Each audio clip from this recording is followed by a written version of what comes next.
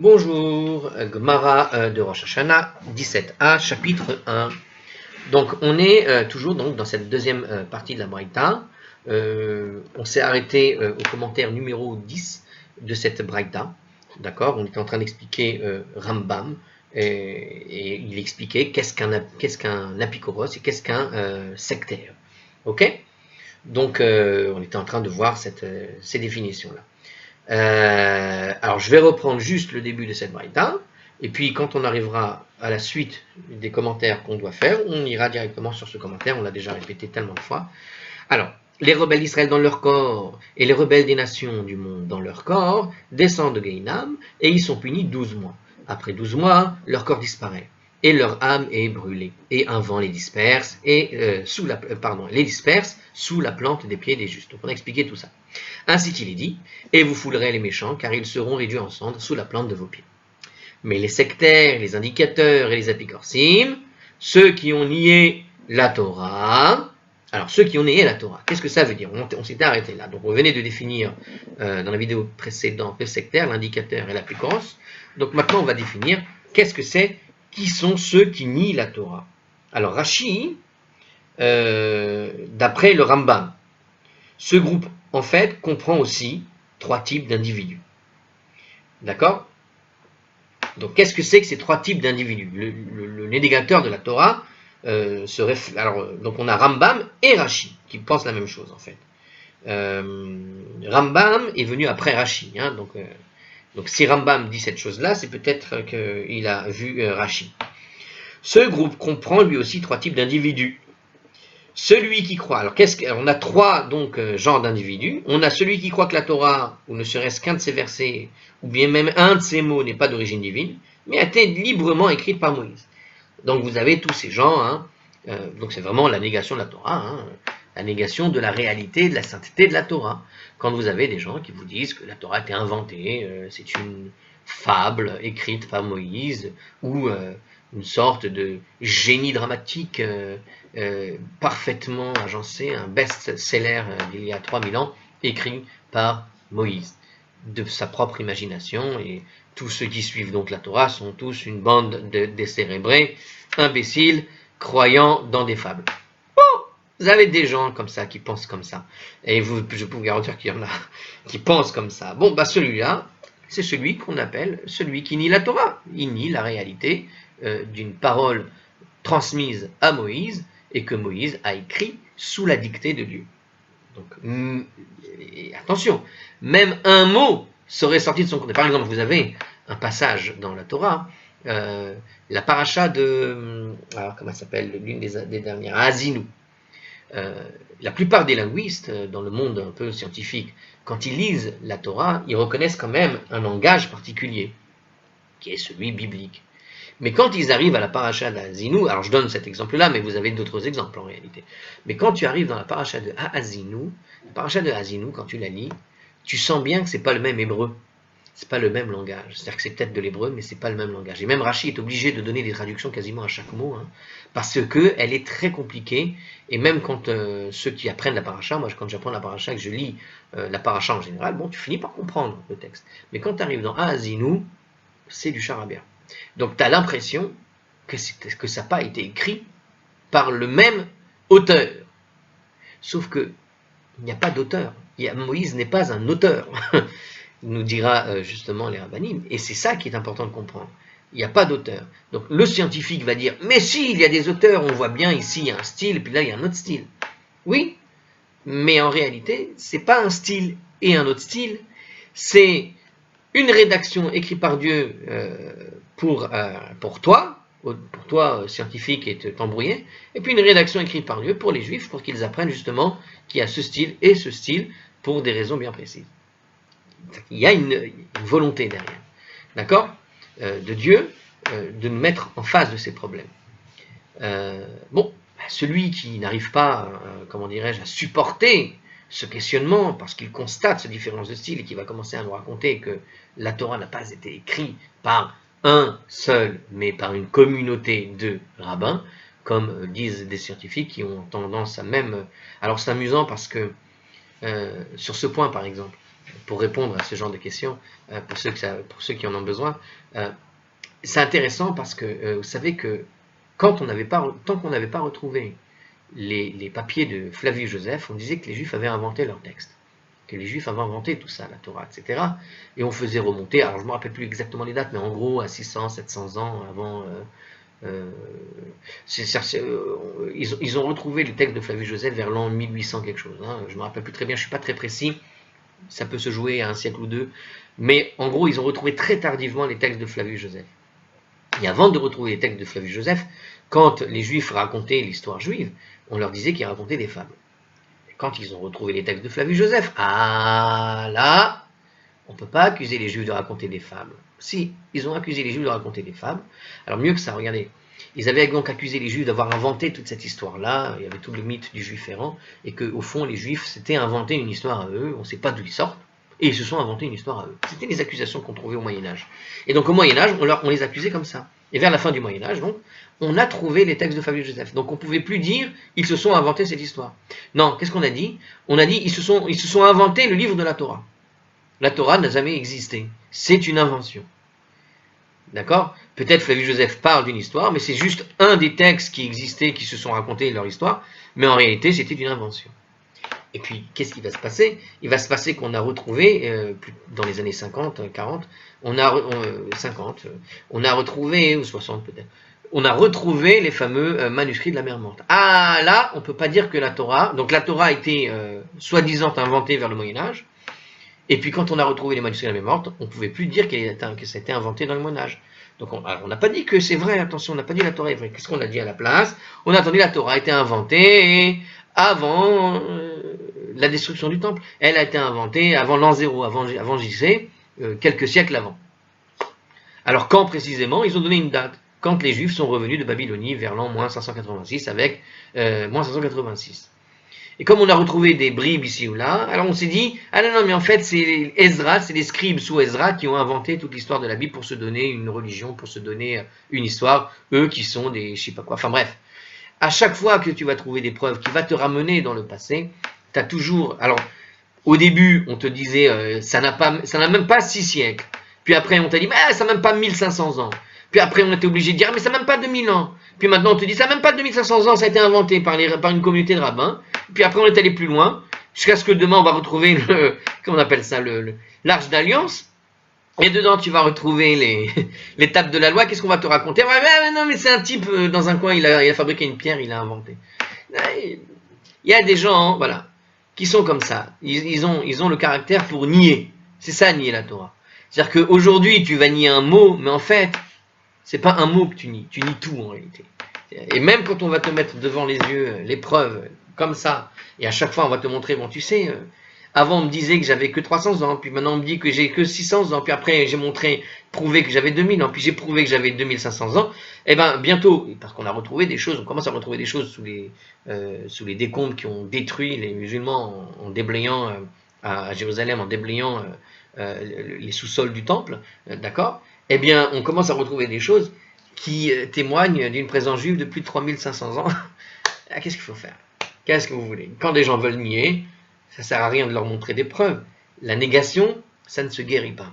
La négation, ça ne se guérit pas. Un type qui n'aime pas son voisin ne peut pas être guéri. Vous comprenez? Ça ne peut pas se guérir. S'il ne l'aime pas, tu peux lui montrer que c'est quelqu'un de bien, ça sert à rien. Il ne l'aime pas, il ne l'aime pas. Alors les gens veulent chercher des preuves, cherche des preuves, fatigue-toi. Donc ce que nous dit ici, en tout cas la Torah, parmi les gens qui vont descendre et qui vont se faire balayer, eh bien, il y a ceux donc qui nient la Torah, et donc nous dit Rashi et le Rambam.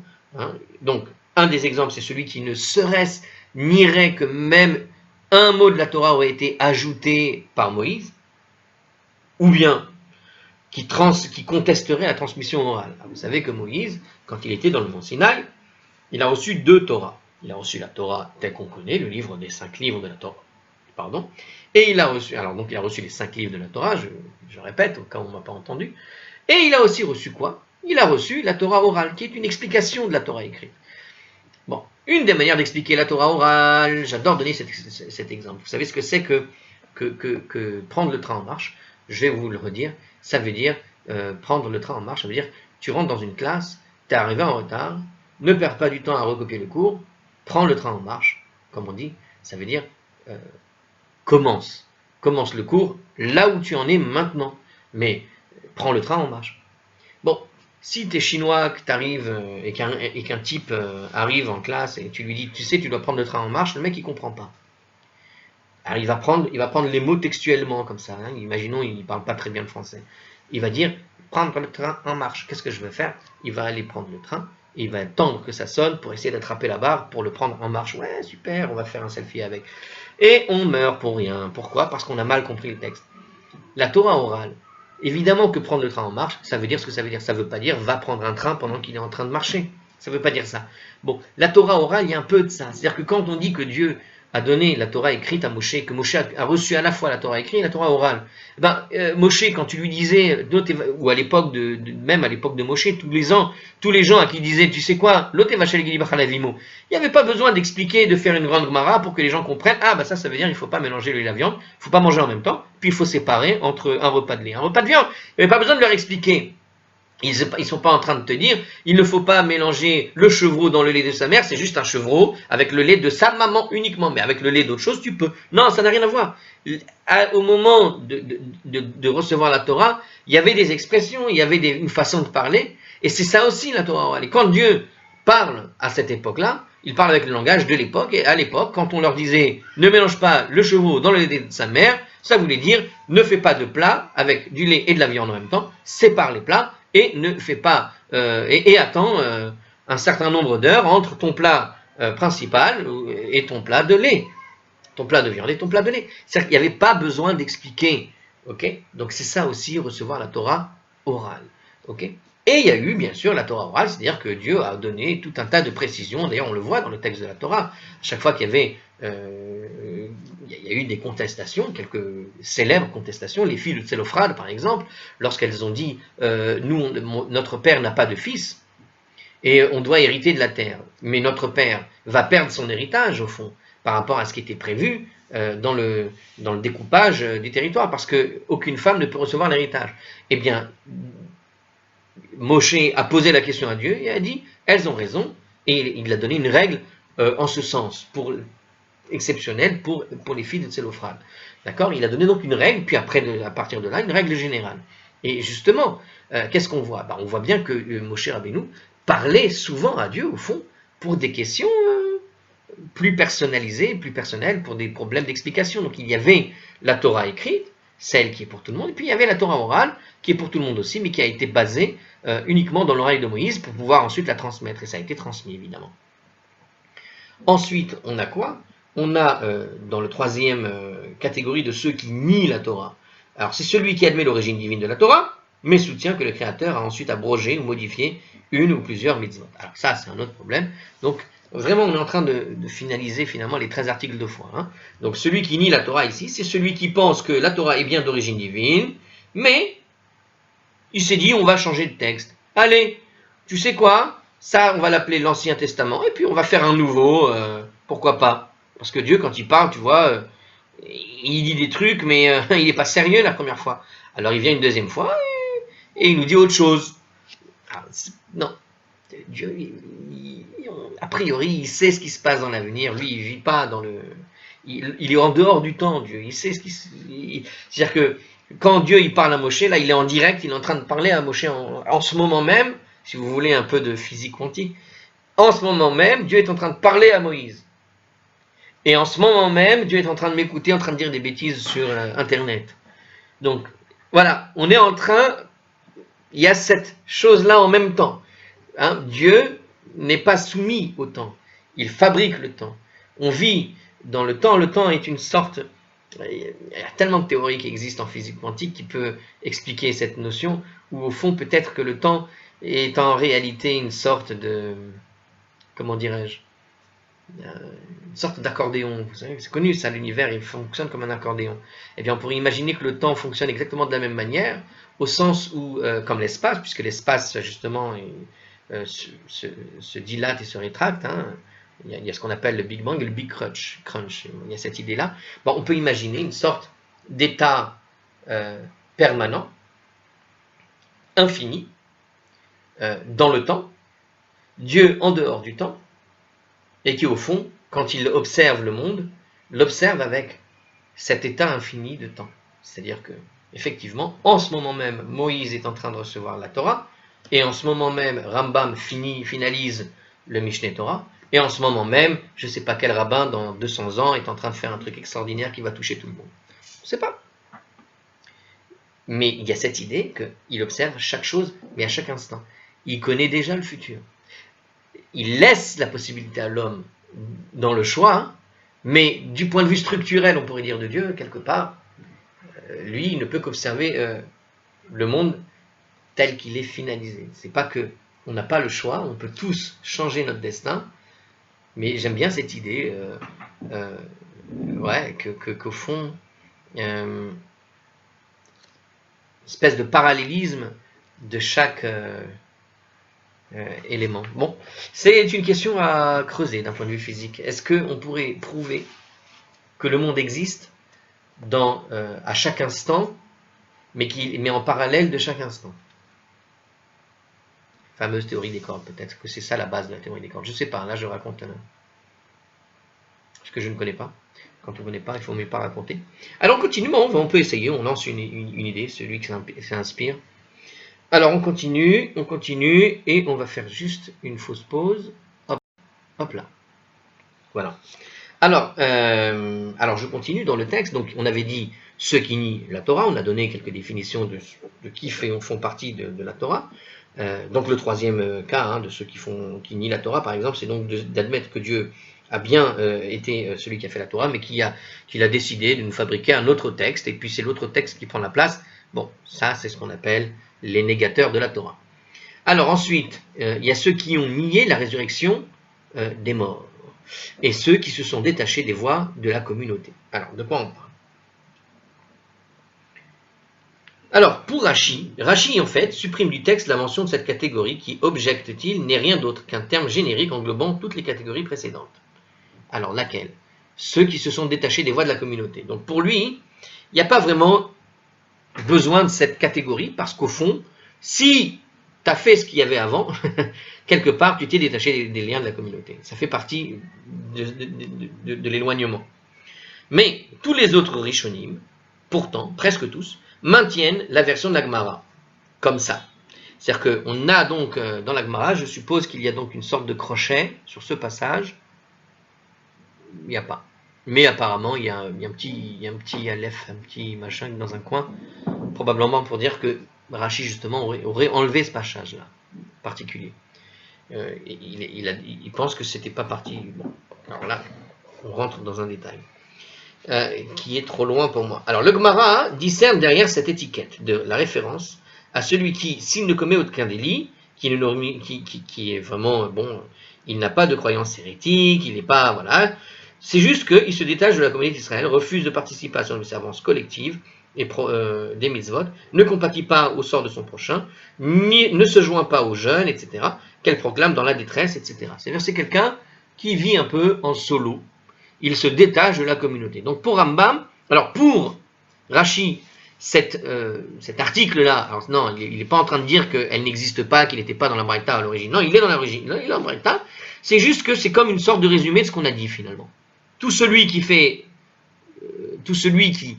nie la Torah, qui est apikoros, qui est indicateur, sectaire, eh bien quelque part, il fait partie de ceux donc c'est une sorte d'affirmation de la Braïta qui nous dit c'est ceux-là qui s'éloignent des voies de la communauté. Mais Rambam nous dit non, on peut être un grand religieux et malgré tout, on peut se détacher de la communauté, de ne pas écouter les sages, de ne pas participer au minyanim, de ne pas aller, etc., etc., etc. Donc il suit son propre chemin, comme s'il n'avait jamais appartenu à la nation juive. Donc il se crée finalement son judaïsme perso, à lui, son propre chemin, sa propre route. Pas de peau. C'est pas bien.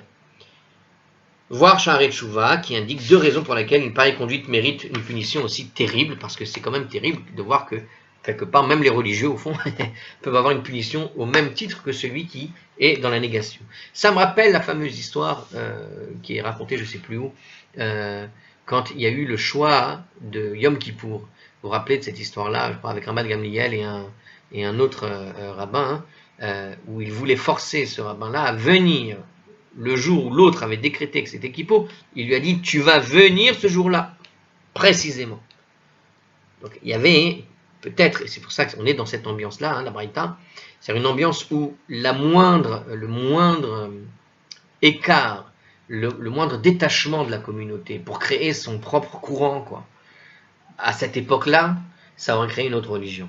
On est dans une époque où celui qui veut suivre sa propre voie et qui ne s'attache pas à ce que dit la majorité des rabbins, au fond, il maintient sa voie à lui, sans participer, tout en étant très religieux, très bien, il suit même la Torah, mais il se décrète, je crée ma voie, plutôt que de suivre celle des autres, il crée une nouvelle religion. Donc on imagine très bien pourquoi c'était aussi grave, un tel comportement, c'est-à-dire qu'il peut être en tout point d'accord avec la communauté, mais en créant quelque part sa propre voie, il crée la division. Donc c'est peut-être ce genre de choses-là qui va être dit dans Shaarei Teshuvah, je sais pas quoi, j'ai pas vu. Alors ceux qui ont inspiré leur terreur dans la terre de vie, qu'est-ce que ça veut dire ici, ce passage-là? Donc ça fait partie encore de ces gens qui vont avoir de gros problèmes dans la suite du texte, qu'on a déjà lu la semaine dernière, enfin dans la vidéo d'avant. Ne faites pas ça par semaine parce que vous allez vraiment vous ennuyer, il faut faire au moins une vidéo ou deux par jour. Alors cette catégorie d'individus est évoquée dans Ézéchiel, au chapitre 33, du verset 23 à 27. Elle est définie en fait par la Gemara un peu plus tard, donc on va discuter de tout ça, et il y a les versets dont on va parler, elles sont là, quoi. Que ses membres en soient condamnés éternellement au Gehinnom, comme on va le dire dans la Braïta, donc il est déduit en fait du verset. Qu'est-ce qu'il y a écrit dans le verset? Vatei avonotam alatzmotam ki hittim giborim be'eretz chaim. Et leurs iniquités demeureront sur eux, car la terreur de ces guerriers se trouvait dans la terre de vie. Donc en fait, on va voir que on va parler de tout ce sujet-là juste après, en fait. On va les citer. Et on va le citer,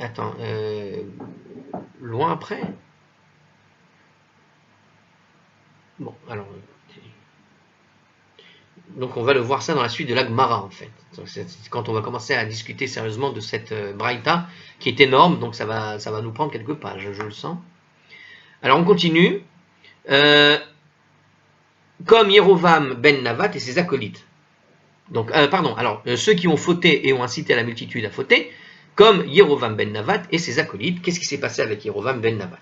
Alors, on va quand même donner un peu d'histoire. Alors, Yerovam, en hébreu, c'est Jéroboam, le fameux Jéroboam. Il fut le premier monarque à régner sur les 10 tribus d'Israël.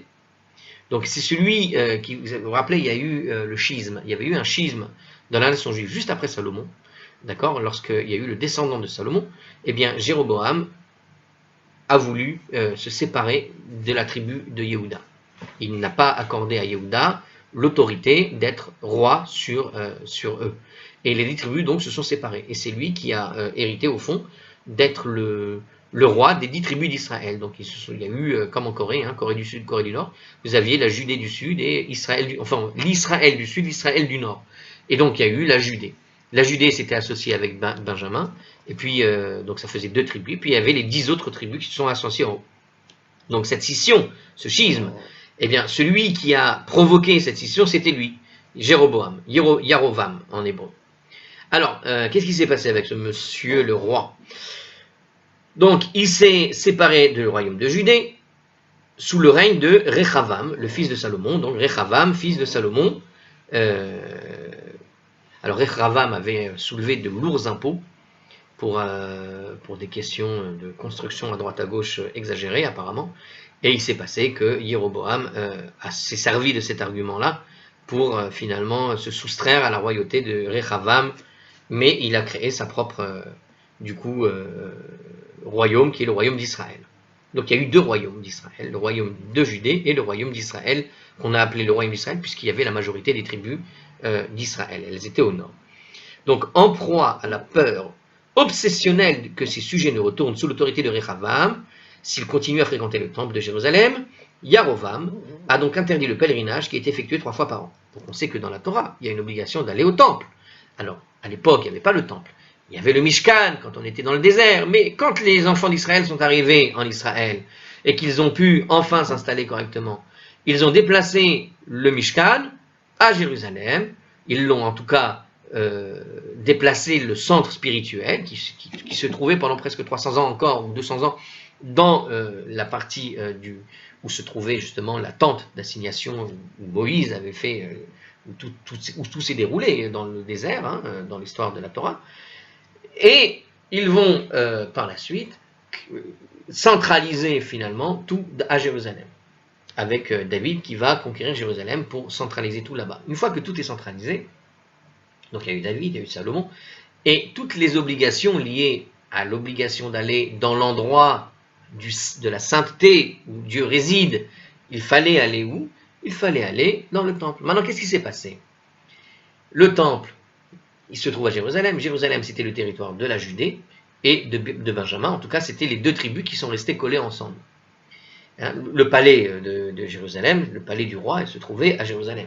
Donc, ce qui s'est passé, Jéroboam, fin stratège, a bien compris que, au fond, si jamais il restait dans le giron de la Torah, qui obligeait d'aller jusqu'au temple à Jérusalem, il y avait une opportunité chaque année, tous les 3 fois par an, de pouvoir discuter avec les gens qui venaient à Jérusalem et de les inciter finalement à revenir sous la tutelle du royaume de Juda, puisqu'au fond, ils sont obligés de passer devant le palais royal pour pouvoir faire les sacrifices obligés de la Torah. Donc qu'est-ce que va faire Jéroboam? Il va interdire le pèlerinage au temple, et il va substituer ce pèlerinage avec d'autres centres. Il va créer dans le royaume des centres, et chacun va avoir son petit veau d'or à l'intérieur de chaque centre qu'il va créer. Le veau d'or est revenu. Merci monsieur Jéroboam, il a bien il a créé des problèmes. Donc voilà ce qui s'est passé. Il a donc fait ça de manière, on va dire,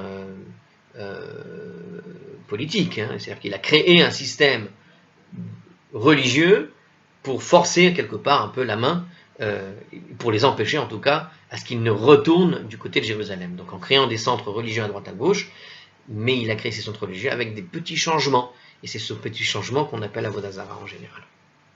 Voilà, allez, on va faire la suite une prochaine fois, ça fait beaucoup, et je suis un peu pressé. À la prochaine.